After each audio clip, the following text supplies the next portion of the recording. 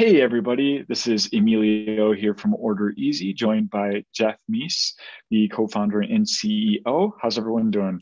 Hey guys. Uh, and to start this off, um, the last episode we talked about some growing food trends in the next year, and one of them that came up was Baijio.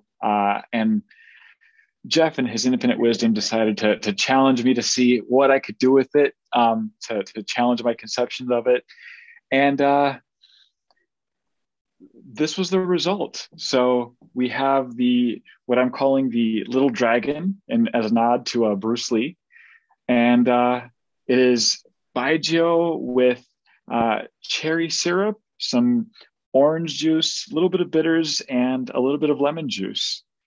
Jeff, what are you drinking? I am not as creative as you, so I went to the internet and I found the Hong Kong margarita, um, Hong Kong Baijiu, um, and it is basically lime juice, Baijiu, sugar syrup. What am I forgetting? Cucumber and mint. So muddle some cucumber and mint, throw your sugar, your lime juice, your Baijiu in, give it a good shake, serve it over ice, and give yourself this fancy little cucumber garnish if you're feeling snazzy. I think if you make the drink, you have to feel a little snazzy. It's just the cucumber makes it. I have to say, I really like it. Like, I know that you're really kind of hit or miss on Baguio, but I can see, like, I could see myself drinking this drink very comfortably, kind of in any environment. Um, it's got like this wonderful, like funky pineapple to it, and with the cucumber and the mint, it balances out really nice. The acidity of the lime, and it's not that it's a perfectly constructed drink because I'm just not that precise in my drink making, but like you can see that this could be like a consistently good drink. I do think a part of that is the baijiu that you choose, because this is like the craft baijiu that's out there, and it's only 43% alcohol, so it's not like fire water either. So it's a very approachable. But I'll tell you that everybody else that I've shared this bottle with kind of was a little. I don't want to say repulsed because that just sounds so strong, but it's not. People aren't leaning in. That's for sure. When I open a nice bottle of gin, I kind of do like the waft where I just want to like soak in the smells and kind of try and read the flavor notes. When it's Baijiu, it's I I love I it. already know. I know what my reaction is going to be. I have the bottle right here, and I'm just gonna well we'll save it. No, no, no, Uh, no. Get the bottle out. Take a sniff. Everybody wants to see your reaction.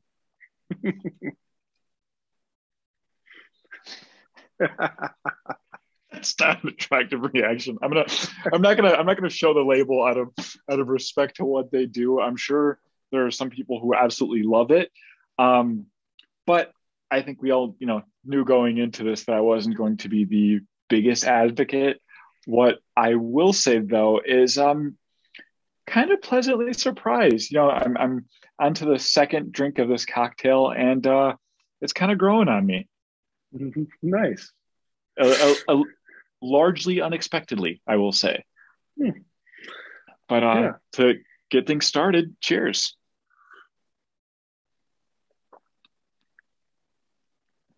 Uh, and you know, Uh, now we're rounding out January, heading into February. I think it's a good time to sort of both reflect on the past year and all the craziness and shifts and whatnot that went into it, as well as kind of looking forward into what's going to happen with 2022 and how we choose to embrace the year to come.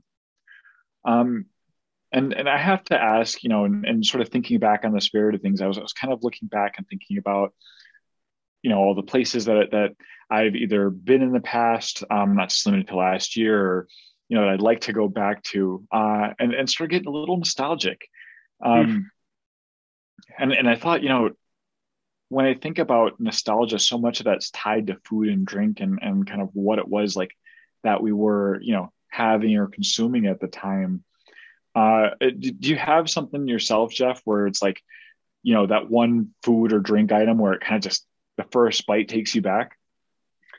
Yeah, I mean, it's fun because there's I think it's three-dimensional in that sense, and then it's not just brings you back to a time, because there's definitely foods that bring back to time, but also a time and a place.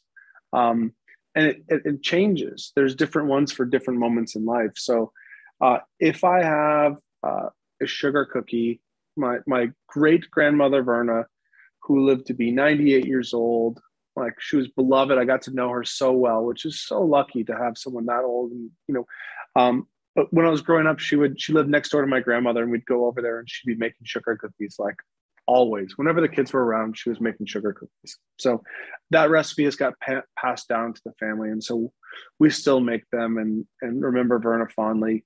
So that's a big one for me. But then there's other ones that are just different points in life.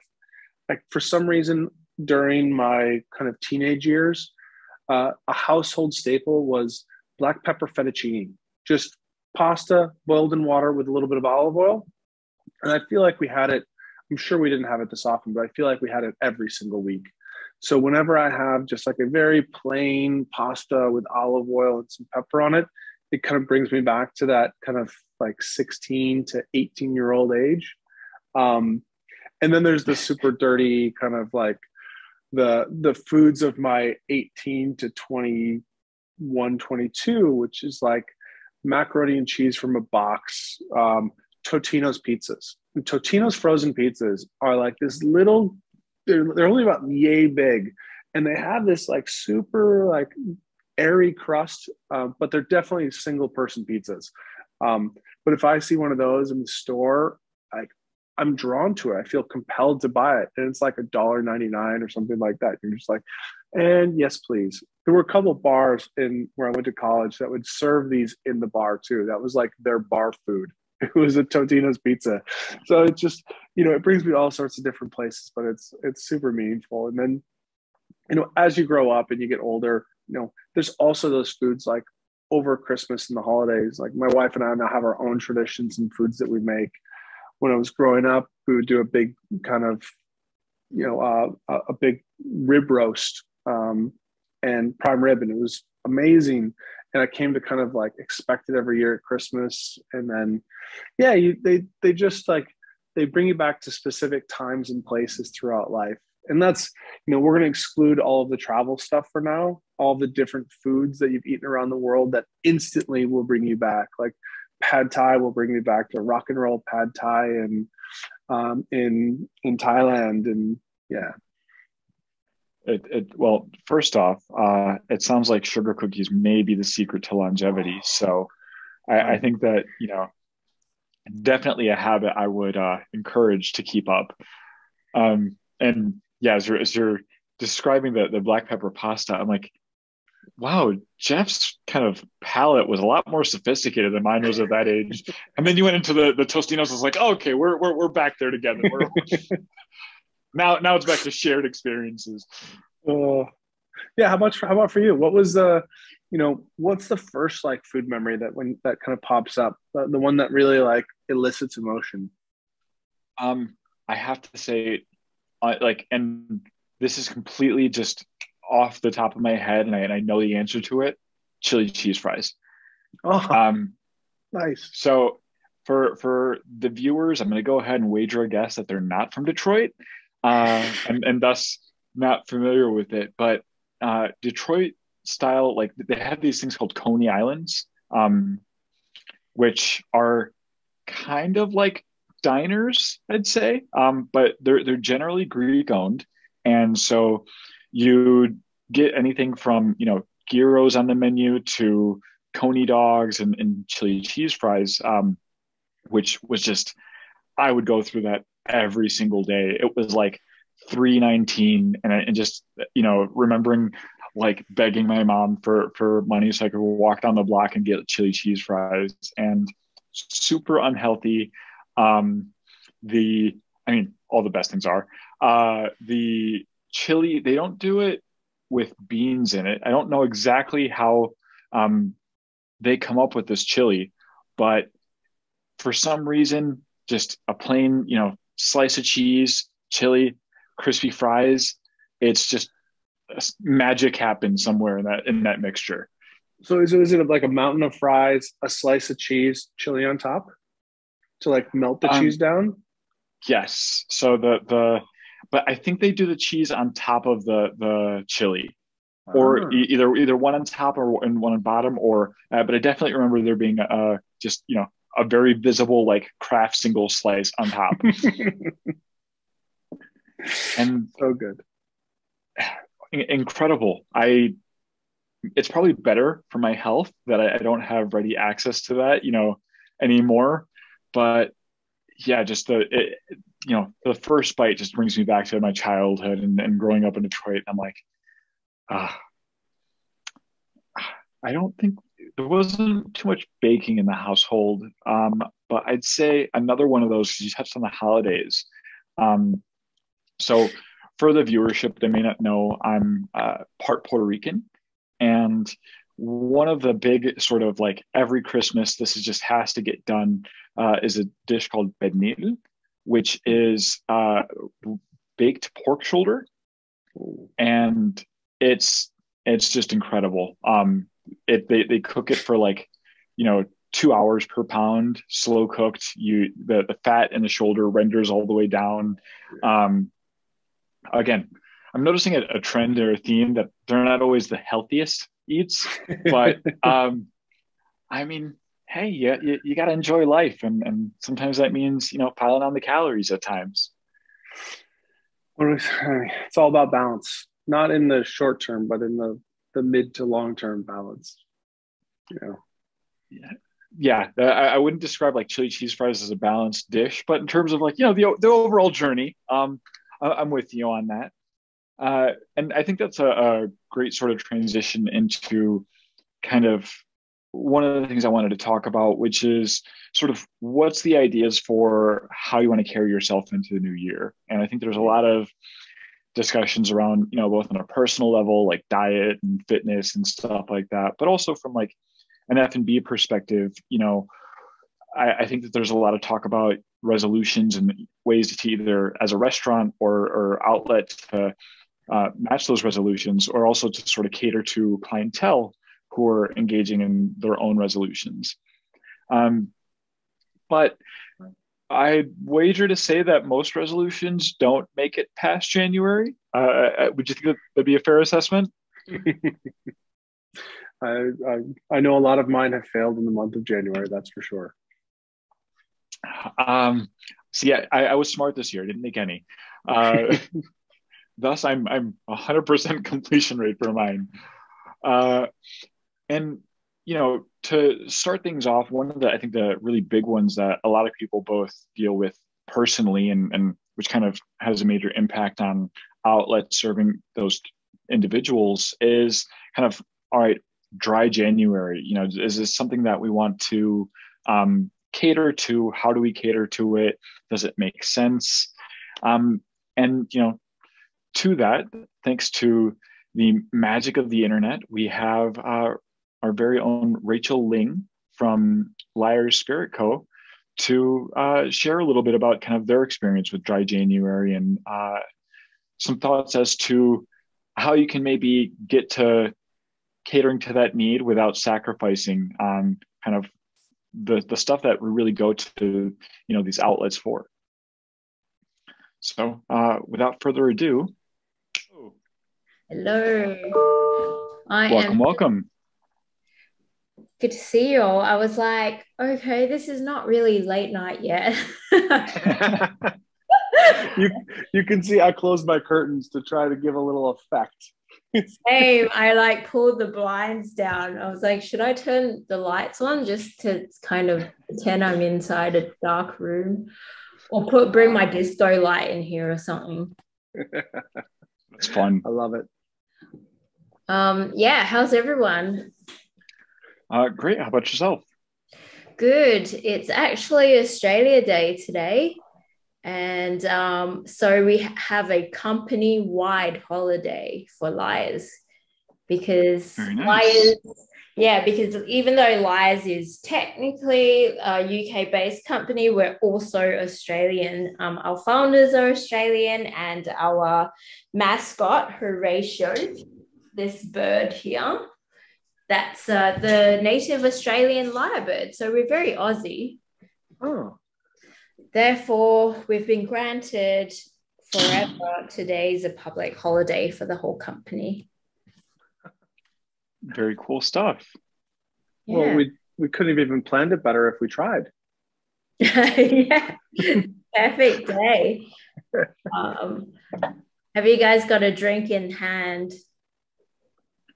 Yeah. Always. Oh my God, you're so ready. Hang on, let me get. By the way, I have a fridge in my office. So this is my office. There's my fridge.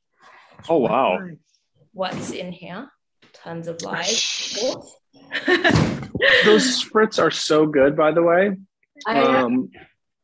They are, I will freely admit to adding a shot of gin from time to time to the spritz, just to round it out. But sometimes it's lovely just to have as it is as well.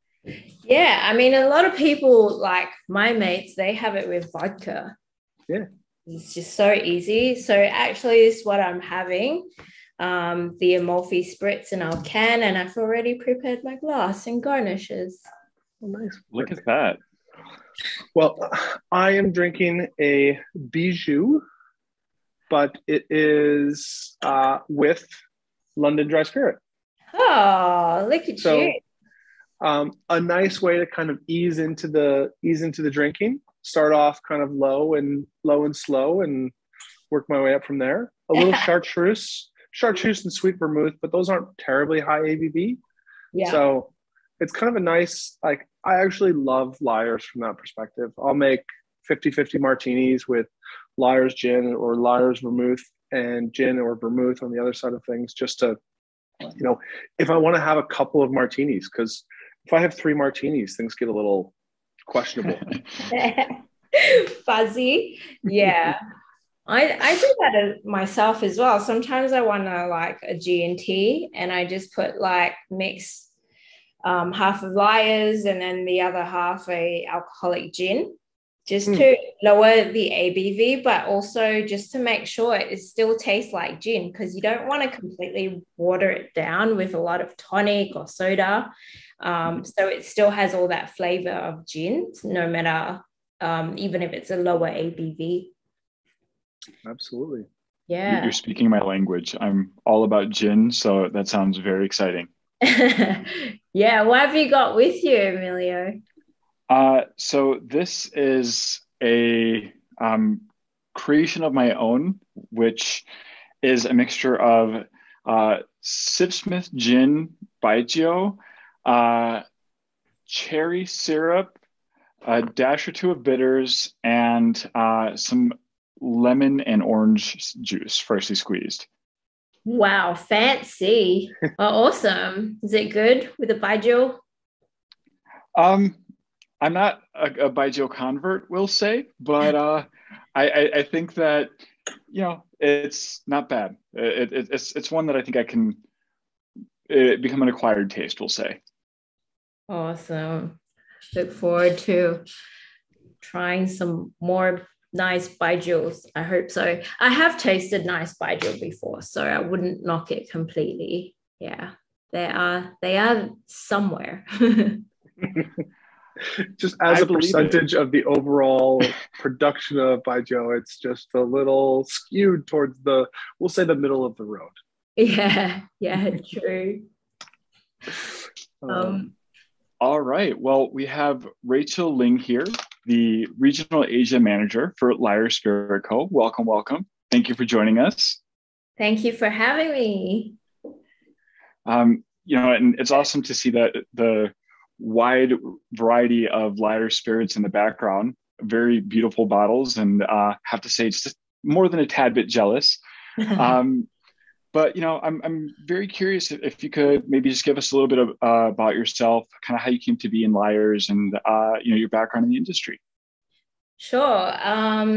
So I have been typically in the booze industry for more than a decade, mostly selling alcohol. And obviously now I've moved to, some people call it the dark side, some people call it the bright side, where I'm doing non-alcoholic spirits. So yeah, after having been in the industry, alcohol industry for more than 10 years, I think I was more than ready to be in a different space, and do something I feel is better for my health that I'm ready for. And so, yeah, very lucky to then have joined Lyre's thanks to my current boss. So I've known him for a long time, quite a while since I've been in the alcohol realm. So was he. And so just, after COVID started and circuit breaker ended in Singapore, my boss Connor gave me a call and he was like, what do you think of joining Lyre's?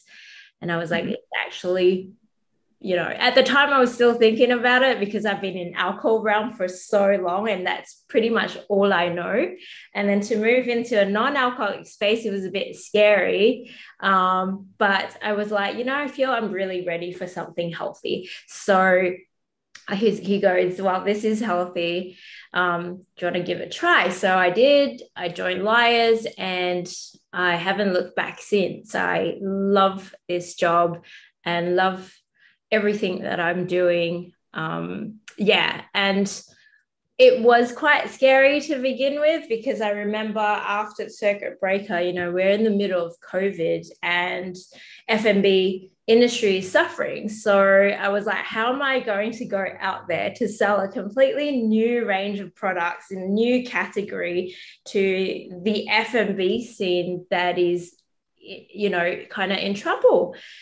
And, my answer was just, people need this now more than ever. So just go out and try and have a chat and see how it goes. We have such a great range as well that it speaks for itself, not only in the variety, but in the taste. We're the most awarded for a good reason. And the brand has done really well since we launched in mid-2020. Oh, wow. And I'm sorry, go ahead. Oh, did Lyre's launch in Singapore in 2020, or when did the brand itself launch? So the brand itself launched in mid of 2019, July of 2019. So 6 months before COVID. And so the business had to quickly, word of the year, pivot the entire business in early 2020. It's really, really interesting because of the time we launched and what's happened since then. And, now we realize actually majority of us all work from home now. We're all mobile because, COVID started, no one could work in the office. So we ended up just working at home. And now globally, when I joined, there was probably about 30 employees in the company, including our CEO, everyone. And now there's up to 100 employees, and majority work from home or wherever they are. So, it's been a super interesting ride. And in Singapore, we launched in mid of 2020. Nice. Not easy times to launch new products. No. Understatement of the year. We were going through the same thing. We're new software for the F&B industry. Our initial kind of go-to-market was, I remember January 2020, it was like, this is the year we're going to start selling the product. We've been working on it for years. And you're just like, no, it's really hard to go into venues and ask them to spend money on things. For us, your product is part of their core offering. Our product is trying to make their lives better through efficiencies and time saving. But it's hard to sell savings in a time when people are, really just trying to keep their head above water. And, fast forward 2 years, I think that people are really open-minded coming out of COVID. And I think that one of the fun things for you, and probably for us too, is one of the nice byproducts is that, people's attitudes have shifted in, I think, really fundamental ways. So there's, there was, everybody in the world went through lockdowns of some phase, and a lot of people in the world during those lockdowns turned to alcohol as kind of entertainment. But I also know a lot of people who came out of those lockdowns saying, I really need to drink a little bit less.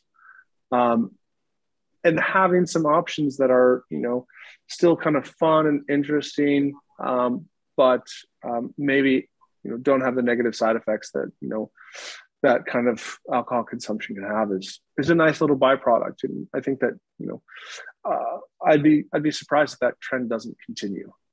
Yeah. Yeah. I mean, I think non-alcoholic spirits in general are not here to take over alcohol. It's there as an alternative, as an option to have if you happen to be driving that night, or you're pregnant, or you are taking medication, or anything. So it's not really there to try and convert drinkers. We cannot convert drinkers. Like, drinkers will want to drink. So yeah, it's there as an option, basically.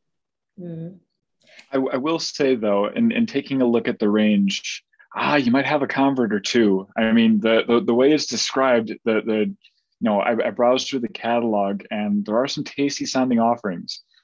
Yeah. So, I mean, you can mix it with alcohol, like what Jeff and I said earlier. We do mix it to make a martini, a lower ABV martini, or lower G&T. So, for example, a Negroni is a really strong and powerful and bitter cocktail, and not everyone can drink a Negroni or have more than one Negroni. But as an introductory to someone who's new to it, you can mix it with Lyres to make it less strong alcoholic wise, and also even in bitterness, and it's just easier to drink that way. So that's a great way to make anything more drinkable for anyone that cannot take a lot of alcohol. And then with Asians, we get Asian flush. So if we drink too much alcohol. So there's another motivation for people to choose a non-alcoholic spirit. And, I think that it's quite interesting how in the focus of it, you get to have a drink with maybe, I'd say that was maybe less intense, especially on the punchiness of the alcohol, but you're not sacrificing the flavor of it. So you're still kind of getting the core of, the tasting experience of it. But, you can maybe be a little bit more responsible, or as you said, a little bit more reserved in how much you consume in the moment. Yeah, for sure. So we work really hard to not compromise on the flavors and the taste, and to make people who are choosing not to drink for any reason more comfortable in the same setting as people who are drinking. It's quite funny because when you go out and you decide not to drink with your group of mates who drink, they're the ones who are actually more uncomfortable than the person who's not drinking. And they're usually the ones egging you on. They're like, have a drink. You don't want to. Just have one. It's like, why? So, we brought these alternatives out so that the people who are not drinking can still have a Negroni-looking drink, a Spritz-looking drink, just like what everyone else is having, to make the environment more acceptable, I guess. Also, it brings in another revenue and demographic for the bars. So a lot of people who, let's say, not so much who are choosing not to drink certain times, but people who don't drink alcohol at all, feel uncomfortable going in a very, very bar environment because they're afraid there's not really anything for them. So usually, back in the days, they probably only expect a soft drink, a Coke, or just Red tea. Bull if you're feeling daring. Yeah. So, anything that's just easy. But nowadays, you can go into a nice bar and order a bespoke cocktail. Very good example is like Manhattan. They don't just, they make cocktails you cannot make at home. You can only have it there at the bar. Even non-alcoholic cocktails now, they're not just, making like, for example, our cane and Coke, which is rum and Coke. They actually come up with something, they create something really special for their bar. So people who don't drink alcohol at all can now go there and expect that same kind of high-end experience, for example. So it's really great for both people, like your consumers, and also for the bars, where they can then make more revenue and invite more demographic. Yeah. Rachel, 2 weeks ago, maybe a week or two ago, I was in Atlas and they just launched a new menu. It's beautiful. If you haven't seen it, like, it's beautiful watercolors. But the very first section of the menu was actually the non-alcoholic cocktails. And I thought that was so, welcoming to see, because I feel like the non-alcs are usually buried on the last page of the menu with like Coke, soda, mocktail, which was usually just, as you described, at best a mix of juices or something. Yeah. But not like, I love that bitterness that comes with some of these cocktails. And there's nothing like, soda is, 5-year-olds and 10-year-olds are drinking Cokes. I'm 40 something years old. I want something a little bit more sophisticated to sip on. Yeah. And like your spritzes are there, and they give me kind of all of the same feeling as the as like a real spritz, or when I first tried it, I was like, oh, it's like a soda for adults. And it's like nice to see that like we've evolved that space a little bit beyond the same things like that have been around there for 20, 30, 40 years. Yeah, 100%. It's definitely evolved. And Singapore like just takes on trends with open arms and then elevate it, take it to the next level very quickly. That's why I really, really love about our scene here. And the whole thing about, now they're putting non-alcoholic cocktails on the front page, that is next level, because like you said, used to be in the back page, you wouldn't even have to, like if you didn't drink alcohol, you wouldn't even flip through the first few pages. You literally turn the menu this way and then open the back and see like all your non-alcoholic, or back then they call it mocktails. But now, because a lot of people, I think in general as well, COVID driven, people are more health conscious, so they're choosing to cut down on drinking, and then I think people are realizing more people don't drink want to go to the same bars as well, so they want to make those guests feel more inclusive. People who drink alcohol have always been included, but what about people who don't drink, going to a bar? So they want to make that more inclusive experience. And I've seen like really creative menus now, moving away from the word mocktails, because it has a terrible connotation to the name, like sweet, syrupy, sugary type of fruity, juicy drinks, like your Shirley Temples, Pussyfoot, all the old school kind of cocktails that were terrible. So now they're calling it non-alcoholic cocktails, because cocktail doesn't only apply to alcohol. It basically means the mix of 2 ingredients together or more. So you can call a non-alcoholic drink a cocktail. Just to make it more obvious, you could call it non-alcoholic cocktail. Or some bars might want to get more creative and call it 0 ABV, designated driver. Yeah. So yeah, it's really great to see this really evolving within the bar scene, and the bartenders take it to the next level.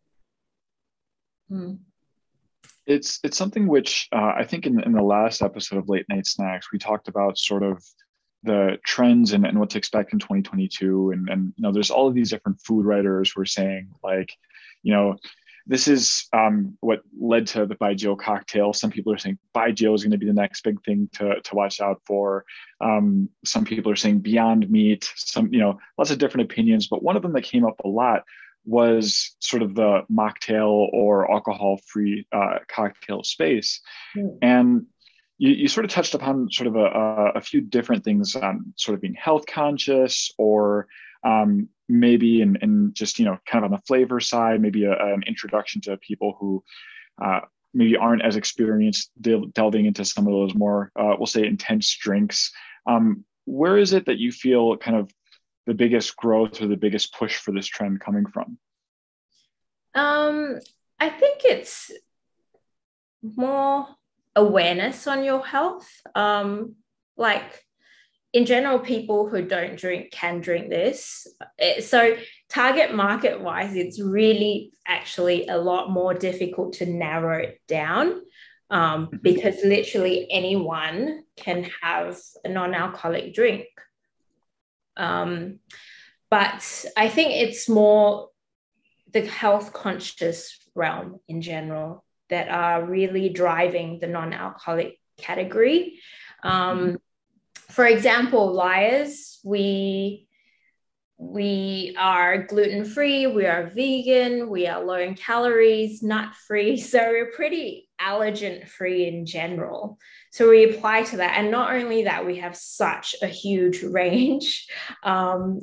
We have 22 SKUs now, wow. SKUs, so units. So that's a lot to choose from. And you can mix it with alcohol. It's so versatile. And bars find it really, really easy to use, because back in the days, making non-alcoholic cocktails meant if you want it like really bespoke and fancy, bars had to go and infuse, dehydrate, cook something, then blend it all together. All this takes hours and days sometimes to create a drink. And now Lyre's is here ready to go. So basically they can then quickly cater to anyone very fast. So I think in general, the category is driven a lot within the health conscious realm, just like beyond people being more conscious about eating meat, then they choose Impossible or Beyond Meats, corn.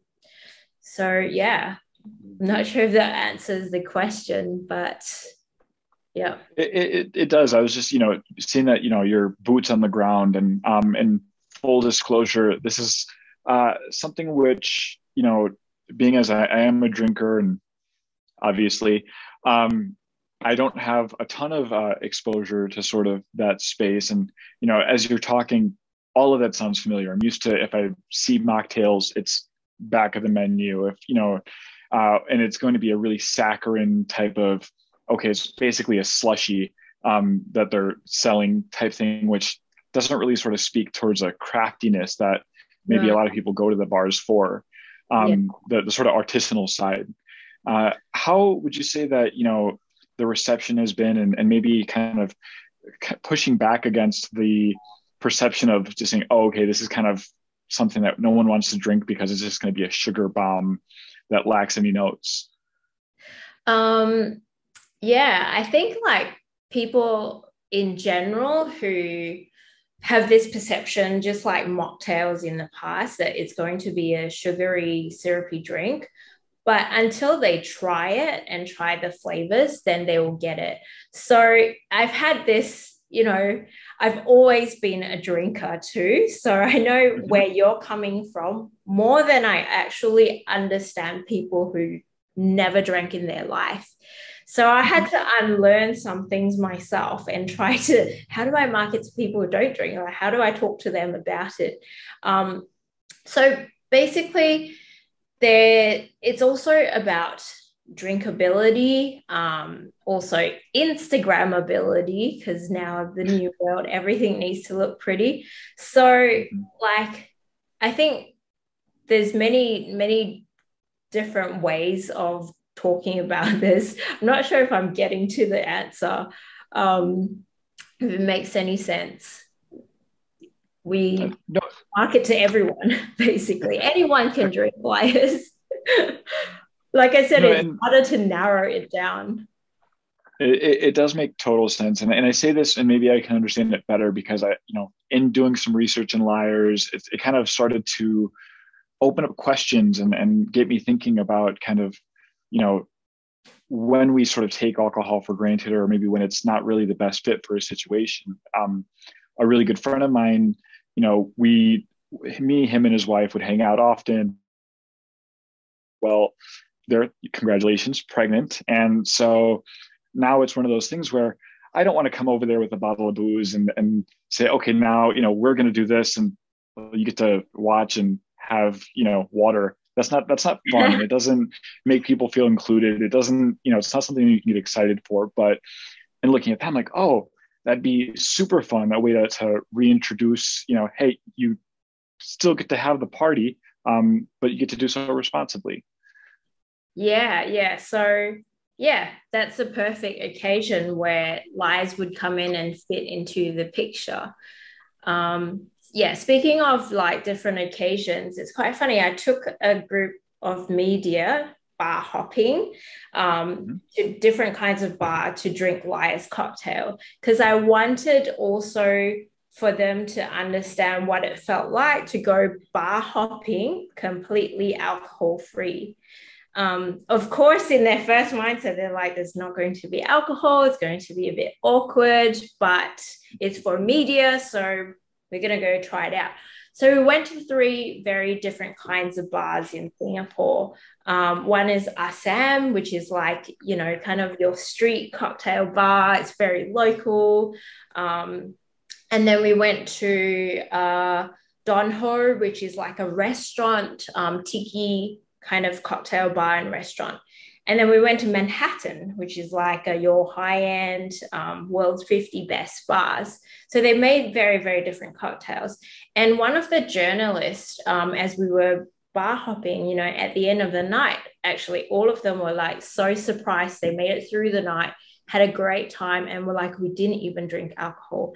So by the end of the night, they barely noticed they were not drinking, because they enjoyed themselves so much. The cocktails came out so well. And one of the journalists said to me, she's like, can kids drink this? I was like, of course they can, because they're no alcohol. We just don't market them like a children's drink. We market them as an adult beverage because of the way they look and taste. But kids can drink them. And she's like, I would want my kids to drink these, like if they were available at every restaurant, because why would I want my kids to only have Coke? Why is the option only soft drinks and fish and chips or spaghetti bolognese, the typical stuff? So she's like, my kids, her being a food and drinks writer, she's like, my kids' palate are so receptive. So I want them to be able to experience and taste all these flavors and enjoy them, even when they're young, rather than just drinking the typical stuff you find on the menu for children.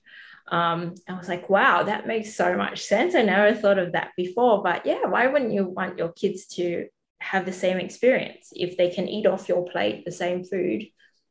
And if they have this, nice beverage option, why not? Which is lower calories too. Absolutely. Consuming less alcohol and consuming less sugar are like 2 resolutions I make pretty much every year. So I typically do better with consuming less sugar. Like I will cut out all sugar except for the alcohol sugar. Yeah. Okay. But it's such a great point in terms of like training your palate and a range of flavors. And, there's a lot of bartenders out there who actually don't drink.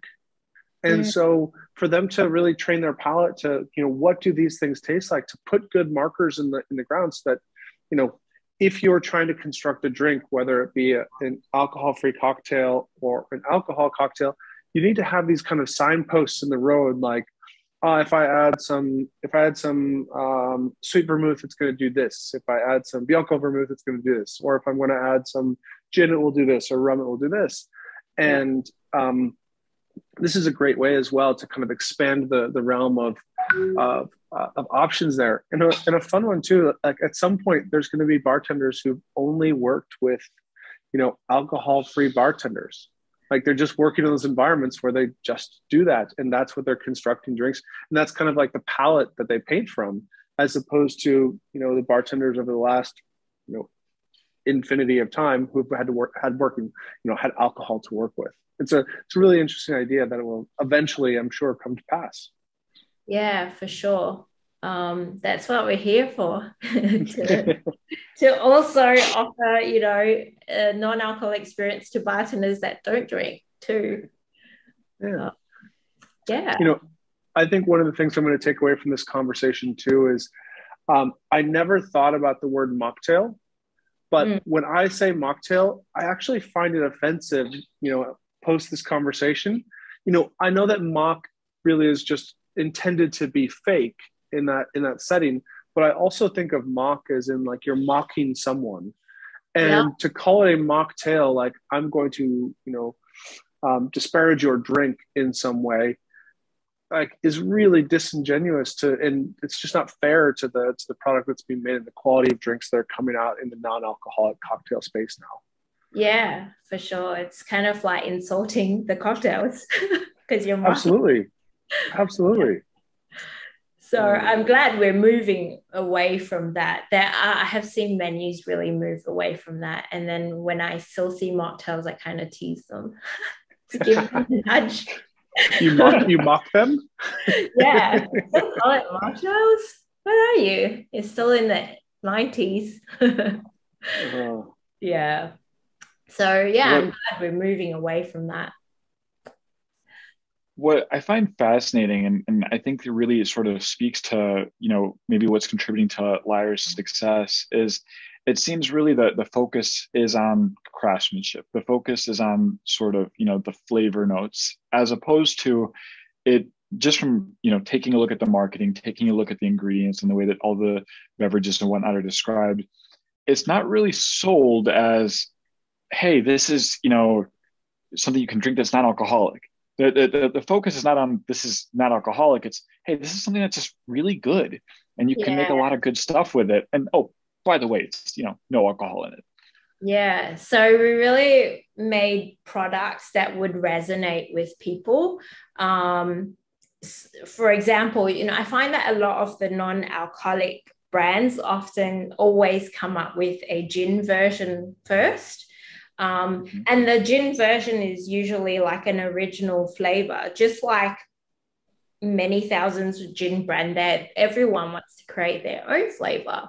What differentiates Lyre's from, most of the non-alcoholic gins version? I'm using our Dry London, which is this one, and the one that Jeff is drinking too. Yeah. So what's different is that we really create a gin that is as close to the London Dry flavor as possible. So when you mix it with a tonic, for a seasoned gin and tonic drinker, I wouldn't recommend drinking it alone because typically this is a 40% ABV and above spirit. So drinking without the spirit is quite different, especially, if you know gin really, really well, like we do. But when you mix it with a tonic, you almost cannot taste the difference. Like you really feel, taste, and experience like you are drinking a alcoholic G&T at a bar. So that's what differentiates our product. We really do want to be as close to the real spirit as possible. Yeah. It's funny that you talk about in the gin space, trying to do your own thing. Like it's actually hard to just find a classic London Dry, like a craft classic London Dry gin is kind of like an anomaly. Everybody is just doing these crazy, super modern gins that have lots of other things. Just give me a little bit of juniper. I want to know that there's juniper in there.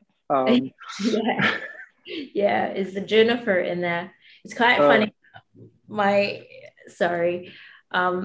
my friend, we did, this was last year, dry January. So she was like, hey, let's go to a bar and hang out. But dry January, we're not going to drink alcohol. So she invited her friend along, but she was late. So him and I got there first and we started talking. And I don't like to go like, I don't like to start off conversations like I work for here and do this. I just kind of let it come out if we happen to talk about it.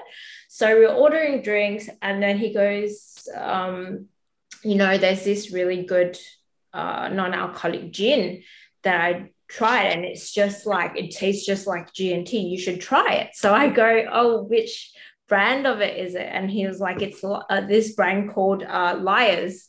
And I was like, amazing. I'm so glad you did so. Because I work for Lyre's. So, yeah, it was really cool to hear that. That's also exactly why I don't say where I work, because I want to hear the real opinion of people. It's great feedback. So, yeah.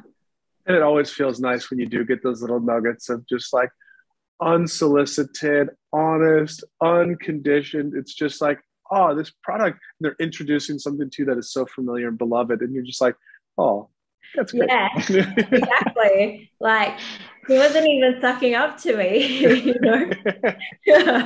He was just genuine about it. Yeah, it's so good. It's so good. Yeah. Now, I have to ask, and this may be a difficult question, but if you had to narrow it down, where would you say that someone should start with Lyres, or what would you at least say is your personal favorite? My personal favorite. So I think I know it's a hard question. Yeah, it is. It is a hard question. But like at home, if I'm alone as well, I don't really like take out the bottles and make a cocktail unless I'm entertaining people. Then I would actually come out and make like Lyre's non-alcoholic cocktails. But I typically really like drinking our RTDs because they're so easy. And if I'm home alone, I'm just going to crack over a can and open it. So we have like 5 flavors, which you could see: the dark and spicy, American malt and cola, Classico, which is like our Prosecco version, Amalfi Spritz, the one I'm drinking, and G&T. I don't like to say I have a favorite, but I do. I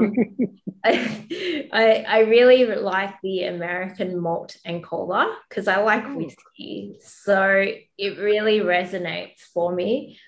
But yeah, so that's my can favorites. So you guys got to try that one. If you like whiskey. I haven't tried that one yet. Yeah, so that's just launched only a couple of months ago. It launched after those 3. Yeah. Not too long ago. Yeah. Yeah. I've had the Amalfi Spritz around the house for a little while, and it is definitely a Saturday afternoon, kind of 3 o'clock, sit on the porch, crack one of these open. It's perfect.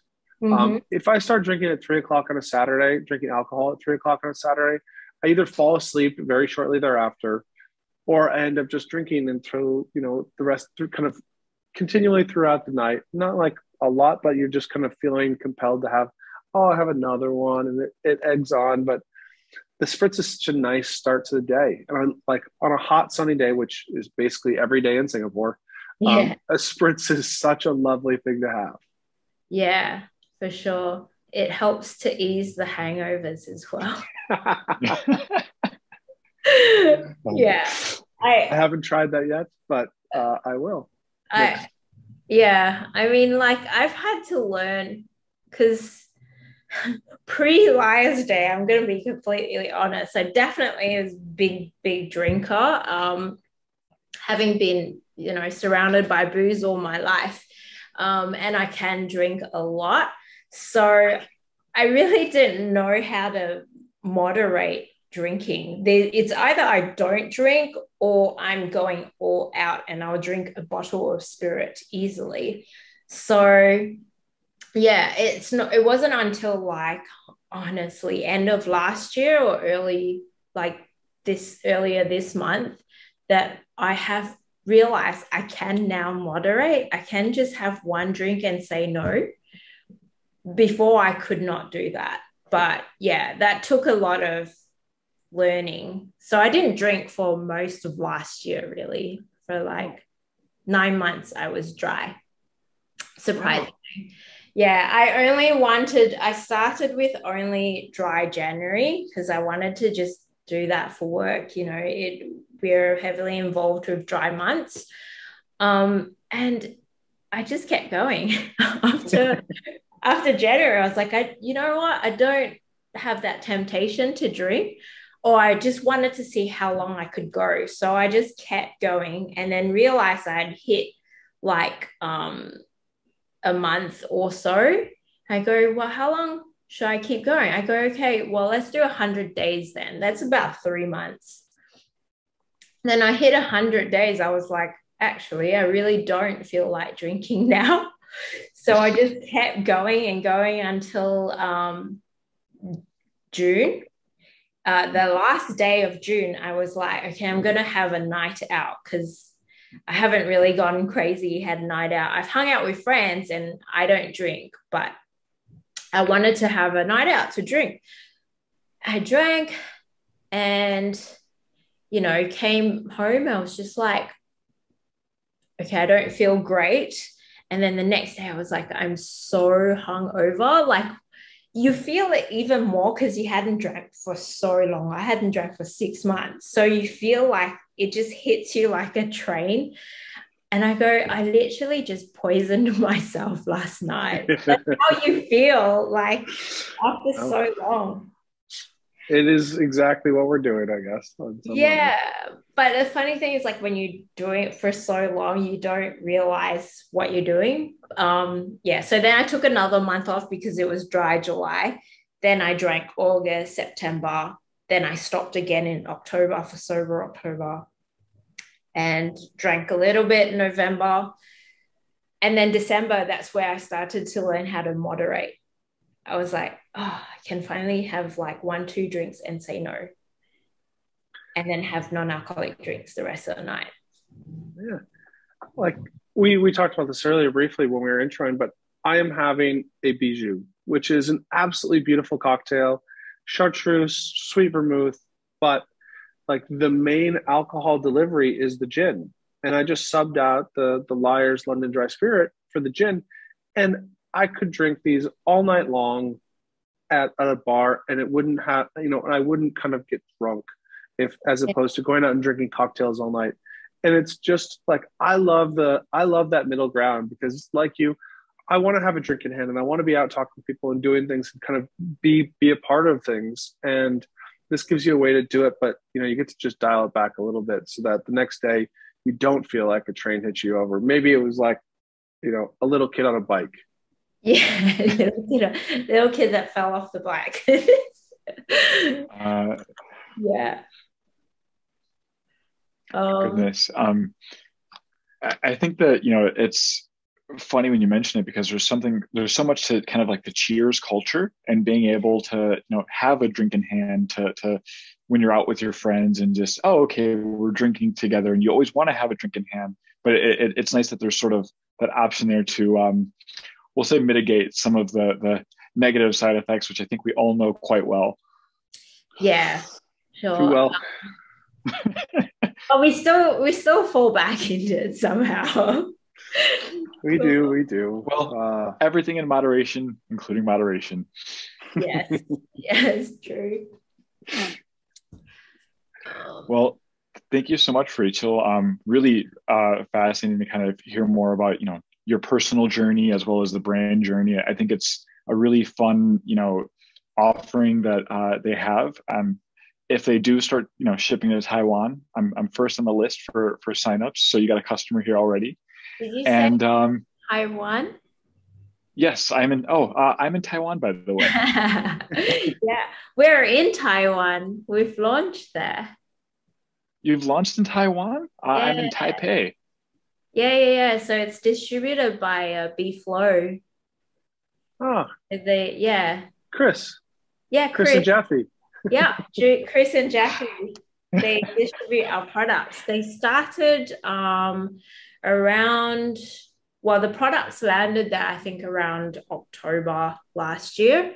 And yeah, we just announced them officially on LinkedIn as our distributor. So we are in Taiwan. You can find us at Indulge. I've been to Indulge. Yeah, a couple of the bars there. I think one of the whiskey bars. I was thinking, is it the Cavalan bar? Could be there. Yeah, because it is Taiwanese whiskey. But yeah, we're around in Taiwan already. Yeah, that's good to know. I was saying I'll certainly keep an eye out and look for it and report back. Yes, please. Let me know. Rachel, really grateful for you joining. This has been a lot of fun. I obviously knew that you were involved in Lyre's. We've known each other off and on for a long time, but I hadn't known kind of how you landed at Lyre's, and it was great to kind of hear the Lyre story through your lens. It was really fun, and thank you for joining. No worries, it's my pleasure, and thank you so much for having me and reaching out and wanting to hear about Lyre's and our story and how I happen to go from alcohol to non-alcohol. I'm sure that's really interesting for a lot of people. Yeah, in general, and people that know me as well, they're like, what? You do non-alcohol now? Yeah, knowing like my past and how much I used to drink, they couldn't believe it. But yeah, as long as, I think, like you said, moderation. I do encourage the people in the industry, obviously, not to quit drinking completely. You don't have to. Just look after yourself and take a break whenever you need to. Take it easy. Yeah. Absolutely. More options, which I think is always a good thing when it comes to the F&B space. Yeah. So thank you, guys. Thanks, Jeffrey and Emilio, for having me. Thank you so much. It's been an absolute pleasure. Is there anything that you want to share in terms of any places that they should check out Lyre's? I know that you have a really awesome website.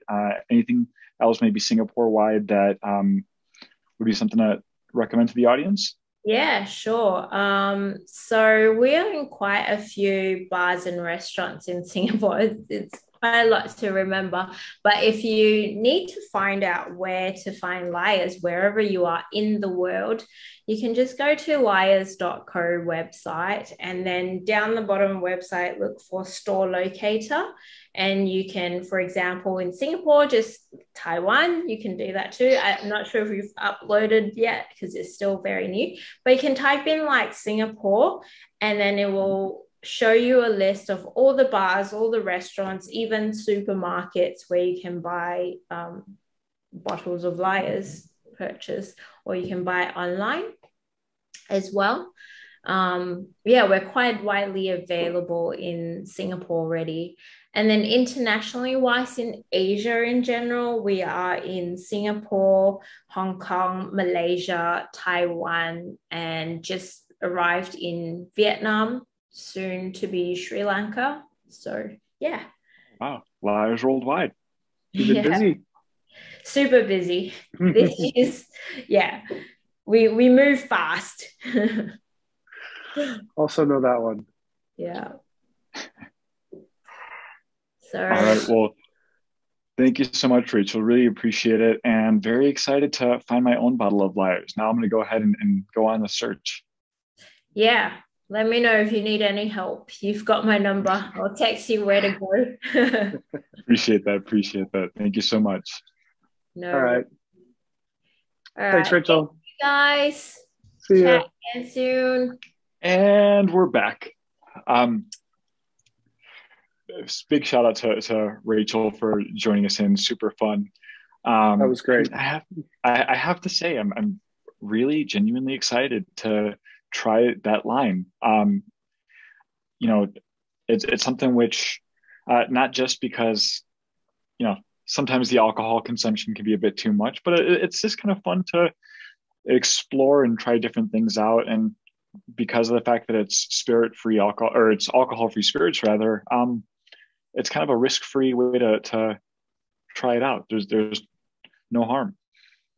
Yeah, it's really good. It was a lot of fun to hear her story and kind of how she came about into the space, and and what really drove her to this. And I keep coming back to that mocktail thing. Like, I now like really have this negative connotation to calling them mocktails, and I am gonna commit to, in terms of resolutions, one of my resolutions for 2022. This is an easy one because I don't have to deal with it very often, but is I will refer to them as non-alcoholic cocktails instead of mocktails, because I have now decided that that is a derogatory term for what is otherwise a crafty, delicious cocktail just made with alcohol-free spirits. It's funny because prior to this conversation, I didn't have that perception either. And then as we're talking about it, I think you can even, if we roll back the tape, there's a moment in which I describe it and I'm like, mocktails, or because I was like, yeah, I got the feeling of just like, yeah, we are kind of doing a disservice to the drink by kind of putting that label on it. Yeah, and Rachel said this was great too. Like, cocktail, the definition of cocktail is the combination of two different beverages to make a drink, or two different ingredients to make a drink. And it's like, oh, absolutely true. There's nothing that says that it has to be alcohol. So yeah. So I will have to agree with you in committing to that. And I think that just in terms of, as I was, and full disclosure, it's something that I didn't really think about. Like, I imagine most people, I kind of just ignore the section of the menu that has to do with that. But once I started really thinking about it, I found more and more instances of like, oh, that would be a great fit for this, or something to explore there, and kind of excited to try it out. So with that, I'd say a resolution to keep, one that's worth sticking around and continuing into 2022. And I'm personally committing to trying Lyres before the year's out. Nice. Yeah. So another sort of resolution that tends to happen generally is as people kind of make these big, career resolutions about like, okay, I'm going to, fight for a promotion, or I'm going to go ahead and, try and get a certification or something like that to make myself more marketable. But is that something that, you think is important for people in the F&B space, or something that really can kind of have weight or value? It's funny, and I know that we kind of talked about this as a topic before, but I didn't share that in 2020 and 2021, one of my resolutions was that I'm going to get my WSET certification, my level 2 certification in wine and spirits. And it's now 2022, and I still have not done it. And there's absolutely no good reason that it hasn't happened. And if we rewind even farther, I think that there might have been a resolution in 2014 or 2015 to get my Q grader in coffee. Maybe 13 or 14. I think I was like getting really serious about it. And it just, I couldn't find the space to do it. And it was really just a personal, it's not a professional addition to my qualifications. I'm not going to be able to, do anything different from a work perspective. So I think it was hard for me, and I have just tended to prioritize the ones that are directly applicable to my work at the disservice to having, hobbies like this. I'm super fortunate. I get to work at the convergence of things that I love and things that I get paid to do. Like, it's the dream. But doing some of these certifications, I think, are great ways to showcase. It's these kind of social proof things. It says to people from the outside looking in that, hey, these people are serious about this. They care about this. And even though I'm never going to go out and become a somm, I love drinking wine. And I like knowing more about wine would make me feel good. When I'm presented with a wine menu and it's like all Italian wines, like, I'm completely lost. Like, if there's a bunch of French wines, I feel pretty comfortable. I know French wines pretty well. I know American wines pretty well, but you throw me into like Spain or Italy, and I'm kind of like, I don't know what to do. And I don't like that feeling. And I know that I get presented with like nice wines from those regions, and just yeah, I I just feel like I'm throwing darts in the dark. Just like, yeah, this one. Um, You know, it's kind of interesting in that, like, from a perspective of someone who, full disclosure, not super into wine, not super into coffee, but um, I do think, like, I go on really deep rabbit holes of where I'm passionate about stuff, and I get really, like, maybe overly enthusiastically into it. But as a result of that, I also really just like when I find someone else who's kind of gone down those deep rabbit holes, or someone else who's gone and gotten really passionate about something. Even if I'm not interested in the end subject, I find interest in seeing someone, or encountering someone who has that, like, really hyper focused, um, interest or passion. And so I think that it's kind of almost a marketing point in itself. Like, if I went to a coffee shop and knew that they had a Q grader on staff, like, I'd be like, all right, well, what's different about this? Like, if this guy's an expert, what do they have to offer that really kind of separates it from, your Starbucks or your general roast that you might come across? So I think, one, as a marketing kind of tool for outlets, it's there is some potential value there. But also, what are your thoughts maybe on, like, do you think it's worth it for the individual to pursue those? Like, you have more familiarity in the F&B space. Is that something where you feel like it would have its value? yeah, I think absolutely. And there are different. Every operation is going to be different. But if you find yourself working in a bar restaurant or bar restaurant group that is supportive and willing to financially support you going after these qualifications, I think that if you don't take advantage of it, you're leaving a huge opportunity on the table. Now, they're not cheap, so if you make the decision to dip into your own pocket to go down this path, like the wine certifications, the WSET, it's not just about paying for the course. You also have to pay for the wine. And this is one of the reasons we do a monthly giveaway, is because to be able to really educate consumers on what the industry has to offer, you need to really experience it. And actually, Rachel was talking about this, about kind of like building out your palate. And this food writer who's bringing their kid in, like tasting different spirits, the alcohol-free spirits. And it's hard. These are not cheap things to do, to taste, like wines from around the world that fit these categories. The only way you get that marker in the ground to really tie okay, this is a great representation of a London dry gin, or this is a great representation of a Burgundy Pinot Noir, or a Bordeaux blend. Like, you need to go out and buy those wines.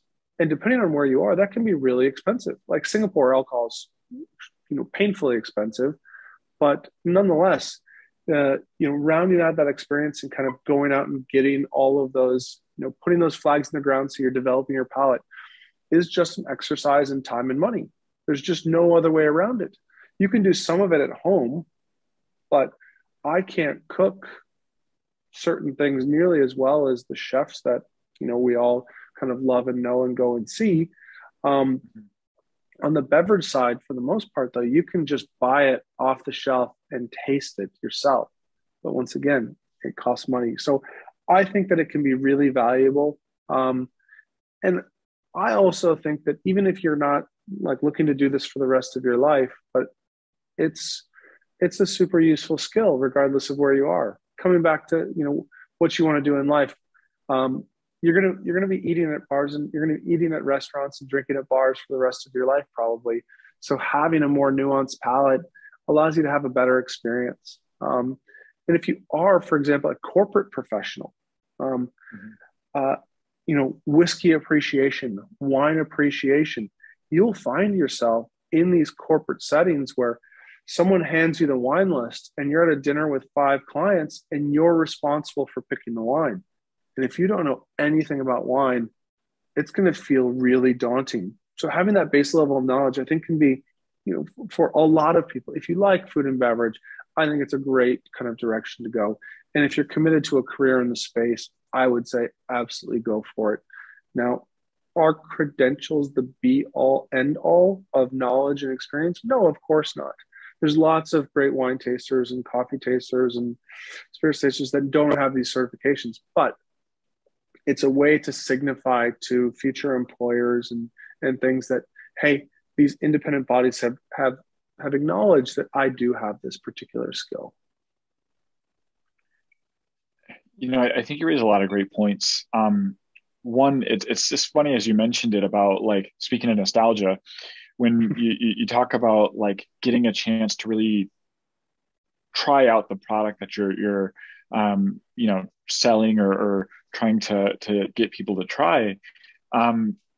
Back when I used to work as a line cook, it sounds funny as I tell it, but like I remember, working with the head cook, and he's like, oh, do you like this, or asking me something about the dish, and I was like, oh, I've never tried it, and he's like, you're cooking this, like, what do you mean you haven't tried it? And I was like, well, I didn't pay for it, so I haven't tried that food. And he's like, no, this, you can't send out food that you haven't tried out and like developed it.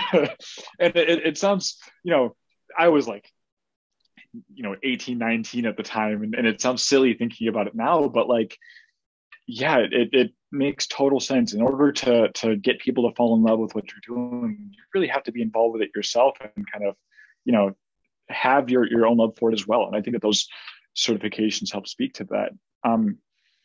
And another thing you touched upon in terms of whether or not, the outlet or venue will kind of sponsor any sort of certifications to help kind of add that qualification to the repertoire of the, restaurant or bar, et cetera.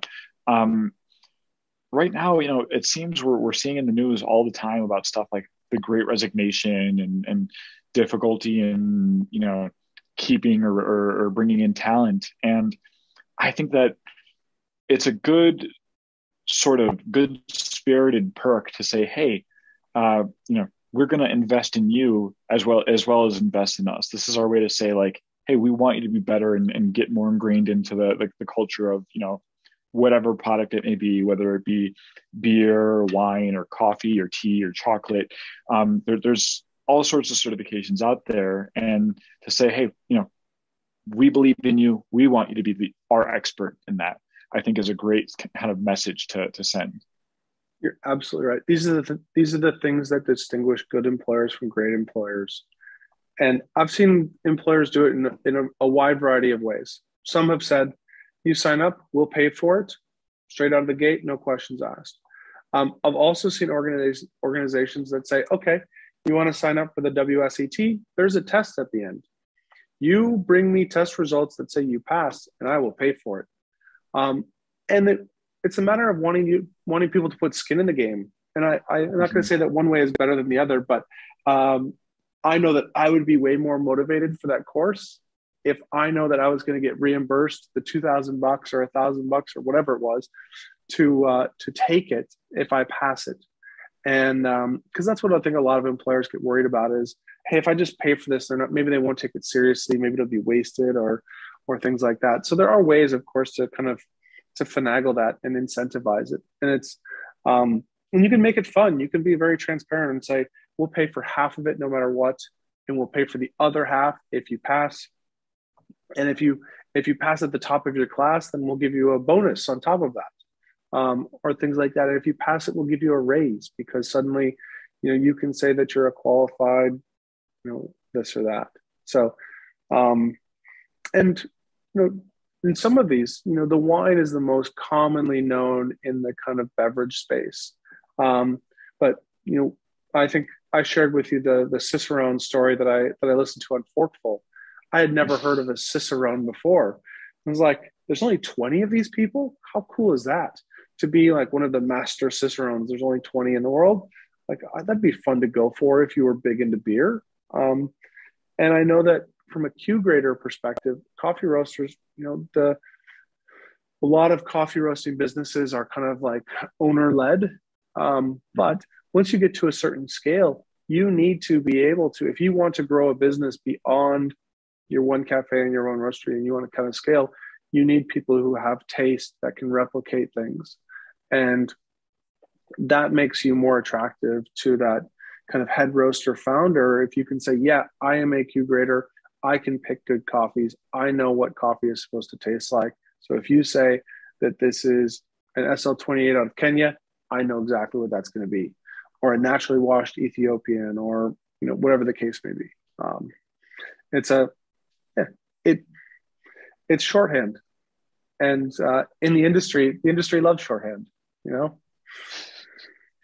I think that you kind of touched on something really interesting there, and like I think in general, one thing we talk about a lot with OrderEZ is like no one starts, a cafe or a brewery or a bar because they are really excited about paperwork. They're like, I just can't wait to dig into logistics and spend all my time in Excel.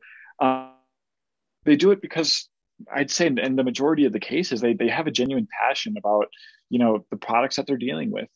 And I think that it's just sort of one of those things to say like, okay, I'm just as passionate about it as you are. And I have this that shows I've put this much time in the game. So, like, this isn't something I just stumbled upon or something that I just have a passing interest in. Like, no, I'm committed to learning, the art of beer or to the art of wine or brewing, etc.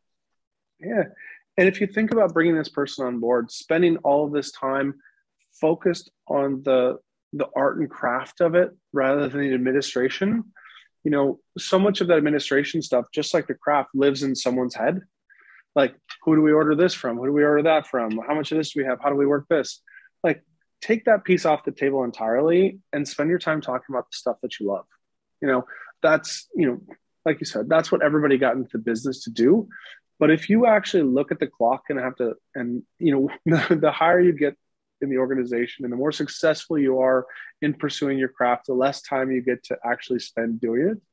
So if if you started out with a bakery because you were super passionate about baking, well, if you're successful in 6 years, you're probably not doing a lot of baking, and that's sad in some ways. But if you have to spend less time on the administration, you can spend more time on like talking about what drove you and kind of you sharing that passion with the rest of the team so that it's embodied. Then you're kind of having that amplified effect, and that's I've talked to a lot of founders who started off in the F&B space making products and then suddenly found themselves no longer making beer, no longer distilling spirits, no longer roasting coffee. And they're like, oh, I don't know that I should have known that this was the outcome if I was successful, but didn't really put it together. Because when you start off, so many of us have humble aspirations for our businesses. It's like, I just want to go do this. I love this. I want to do this for a living. And suddenly, yeah. But you find ways. You can find ways to still have that positive impact and kind of live in the craft. Well, I mean, I think that's the whole idea of it, and trying to minimize the stuff that no one really gets excited about. Again, I don't know anyone who's like, I can't wait to open up the spreadsheet when I get home. But and focusing on the why you got into the game. And one thing I think is really important is, as I touched upon, like, just like I like to, I'll listen to a TED talk about someone who's super interested in something that I have no interest in whatsoever because they're super interested. Like, when you can show your passion in what you do, I think that has its own attractiveness to people who are like, all right, well, now I have to know, they're so into this. What is it that I'm missing? Absolutely. Enthusiasm is contagious. And, when you come across those people who have geeked out on a topic, you can't help but like get excited about it too. I think that's well said. So is it safe to say that in terms of discussing kind of professional certifications, both on personal and professional perspective, we're going to keep that resolution? So I made the resolution again this year that I'm going to get the WSET. Fingers crossed. We'll report back if I've signed up for a course. Like, it shouldn't be that hard. Like, I love to drink wine, and a big portion of this is going out and drinking wine. So this should be like, oh, I need to commit to drinking wine once a week for the next 6 weeks. I'm like, Your homework's so hard. Yeah. But I will say what is hard is, OrderEZ is at this stage when we're this super young, growing fast company. So just finding time to peel away to do anything that is hobby related feels really hard, and almost feel like I'm, cheating the business and the opportunity that it has. So I need to, like, being a little bit more well-rounded certainly isn't bad for me and my mental health, and probably the longer term success of the business too. And again, the homework seems pretty fun. Well, and my wife really wants to do it too. So it's kind of like, it's date night, spending time with your spouse, investing in personal hobbies. And there's like professional benefit too. So if I'm out talking to wine suppliers, I'll be more educated. So it really does tick like every box possible in terms of, if I were to invest time in a hobby, be like, Jeff, there's not another one out there that's going to be, be able to give you so much return on investment. So from an efficiency perspective, it's a good one. All right. So it sounds like we're 2-2 on keeping resolutions. The next one I wanted to discuss is, and it's funny for the viewers. One thing that I talked about with Jeff before the call was like, oh, I'm so excited. I have beef ribs marinating in my fridge. And yeah, being away from kind of the foods that I'm used to and the foods which I grew up eating, it's kind of pushed me outside of my comfort zone to cook a lot more and to really experiment and trying to recreate those flavors. And the case of my dual heritage, one of those things is carne asada, and like I'm enthusiastically approaching that challenge with lots and lots of meat consumption. But one thing which has been discussed in terms of like a growing trend in 2022, and also something which I think a lot of people are considering for a personal sort of health related resolution is, let me see if I can not stumble through this word, Radictarianism, which is the idea of just having less meat dishes. So like not going the vegan or vegetarian route, but just like, oh, I'm just gonna not have meat this meal. What are your thoughts on that from kind of a personal and professional perspective, Jeff? Yeah. I think it's an admirable goal. And I think that it's both an environmental health, there's so many good reasons to do it, and I don't know, I think that we spent some time talking about this last week, but whether it's actually, the Lyre's is a good kind of analogy to draw here. Like, take a little break from beef, do a little beyond, or going back to kind of the old school, meat replacements in terms of some of the vegetarian stuff that has been developed over years and years and years to try to kind of satiate those cravings that converts have had. So if you never ate meat growing up and all those things, it's not a big, it's not something that you miss. But in the same way that if you were a drinker your whole life and then you start stopping to drink, having Lyre's as an option to kind of scratch that itch in terms of like, oh, this tastes and reminds me of a gin and tonic, which I always loved on a refreshing hot afternoon. Or, and I think, the combination of those alternative meats, vegetarian options, and then I think there's a lot of people out there just making the decision from an environmental perspective as well. So I think that it's a very admirable goal. it's the kind of thing that, you know, if everybody could get in a circle, sing kumbaya and say, let's do this, you know, climate change would, you know, we'd be hitting those Paris Climate Award goals, you know, pretty quickly. And it's easy to be flippant about some of these things, but, you know, it all starts with one of us. So we can do our little part to kind of, to have that positive impact, whether it's meat-free Monday or just, you know, hey, just have a salad and some nuts for lunch instead of, you know, a cheeseburger. Yeah. I do think that it's going to be a big part of the year. I think that, you know, we're coming off of some time where we have, it's been a weird mix. 2020 and 2021 have seen this roller coaster. And I think a lot of people turn to food as comfort, food and drink as comfort. So, you know, it's funny because like I used to be one of those people who it's like, you know, I talk about meat like other Americans talk about guns. Like, you know, you'll have to pull it from a, you know, dead hands.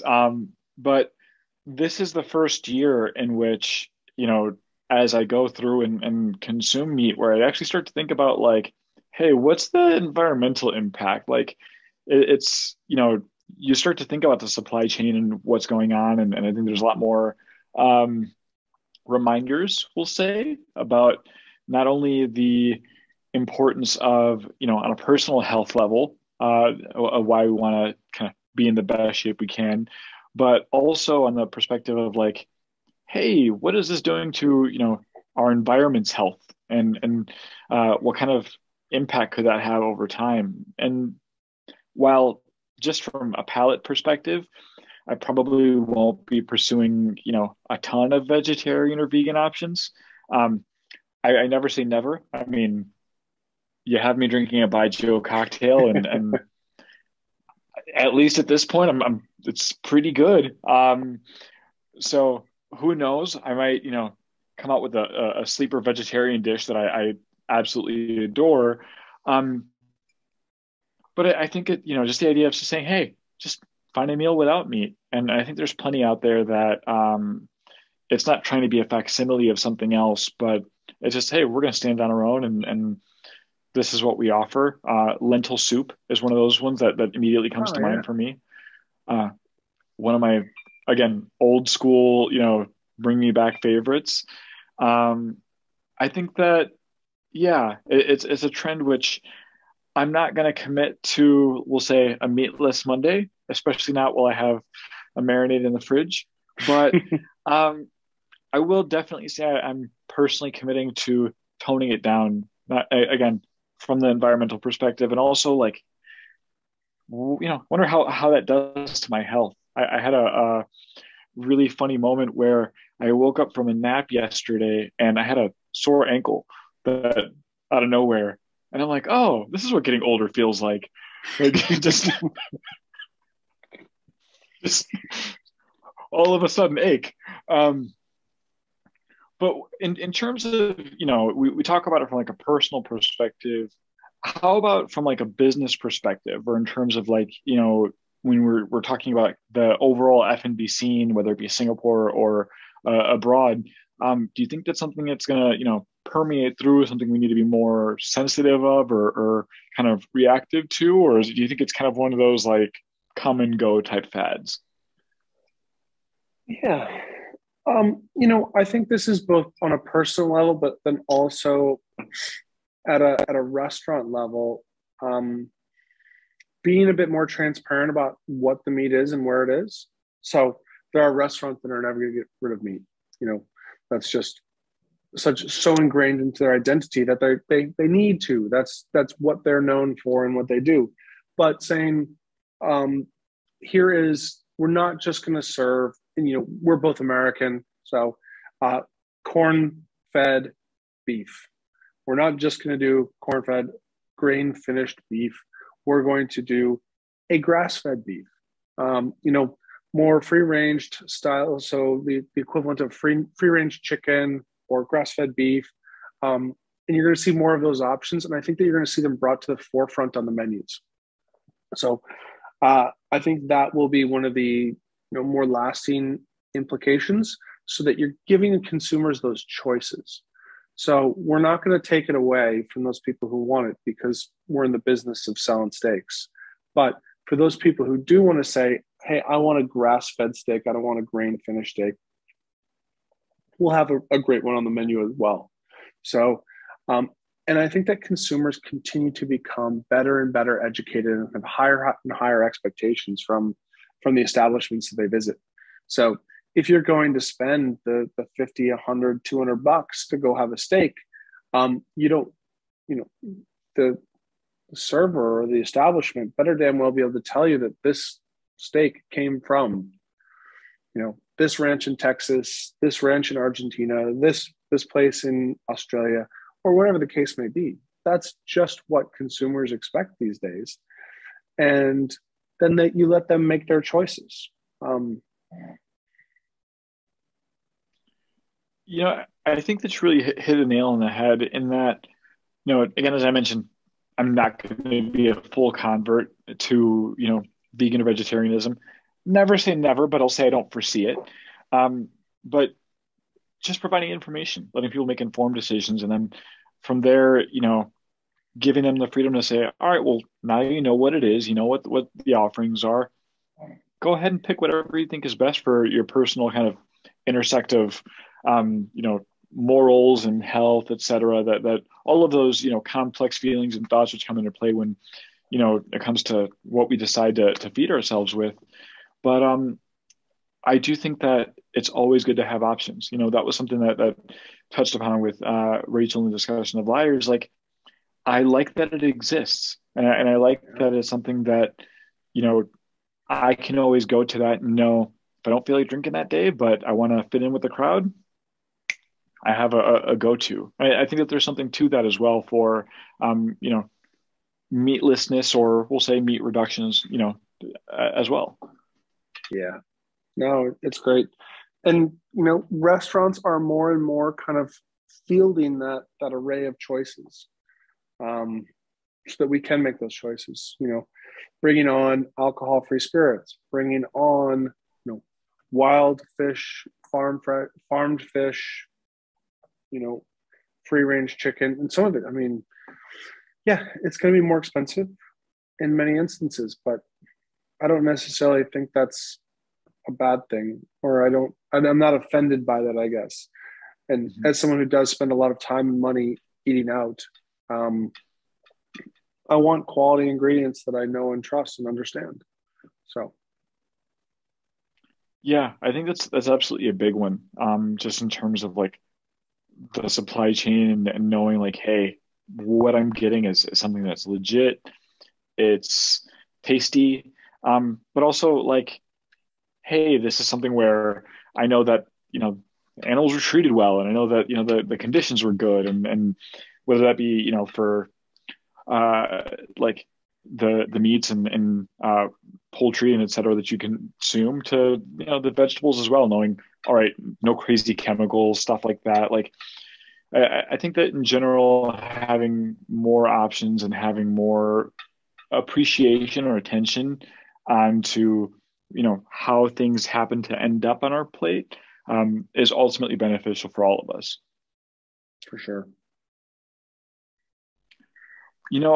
I kind of went into this thinking that it'd be more of a debate on the resolutions, but I have to say, if I may speak for both of us, also sounds like one we're going to keep. Yeah, I don't know. I sense hesitancy, though. I do sense the hesitancy. So I would say that I have definitely, like from a personal beef consumption perspective, I have bifurcated my purchasing behavior. So I try to get more grass-fed beef, but I grew up on grain-fed beef. So grass-fed beef just still tastes a little different to me. And I can, if you put two steaks in front of me, I can pick out grass-fed versus grain-fed every single time. I don't think that would be hard. I don't think there's a like Q grader / Cicerone sommelier award for that, or course for that, but I'm pretty confident I can do it.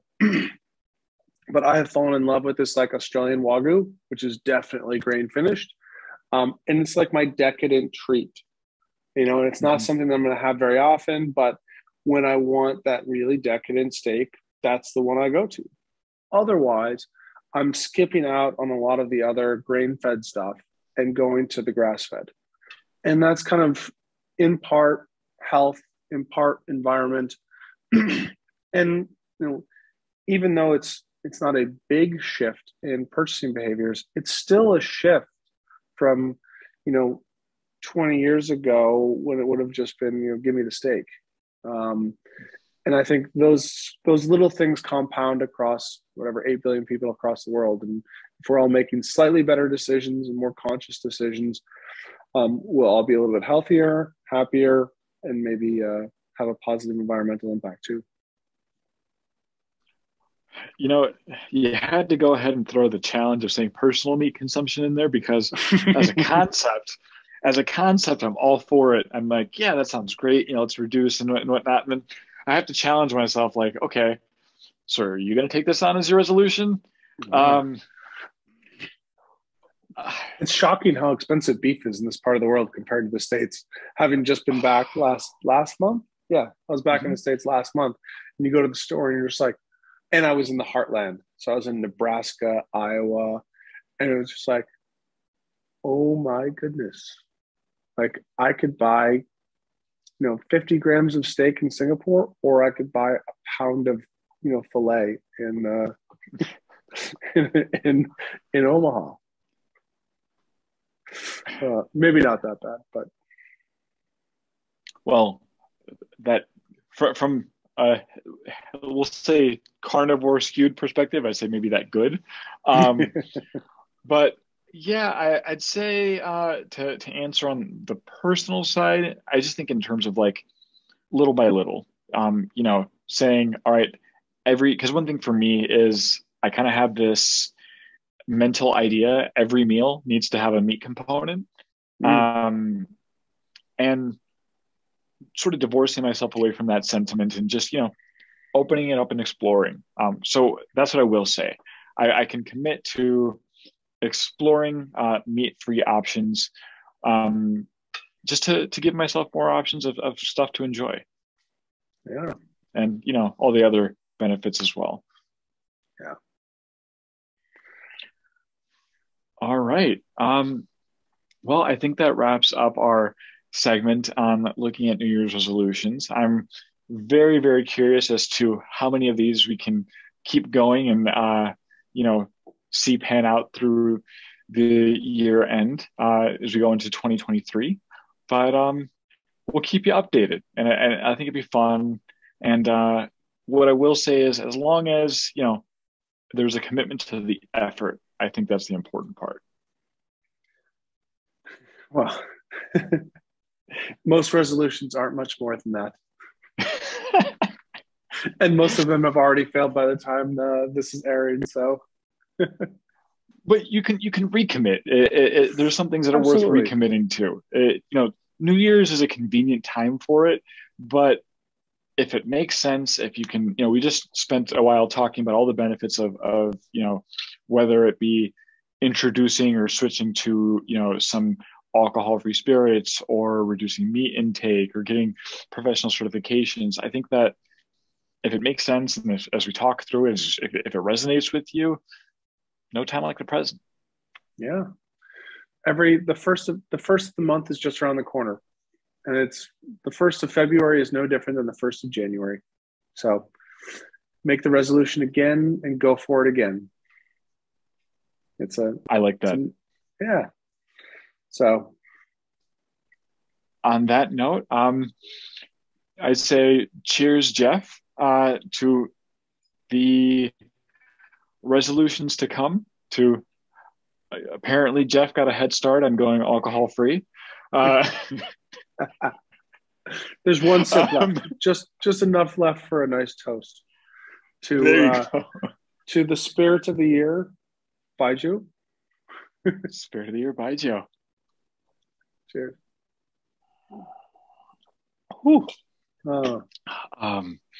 And yeah, thank you to all our viewers. We'll be back next month with more fun stuff to explore. as always, it's Emilio and Jeff from OrderEZ, and thank you. Take care, guys. Thanks for tuning in.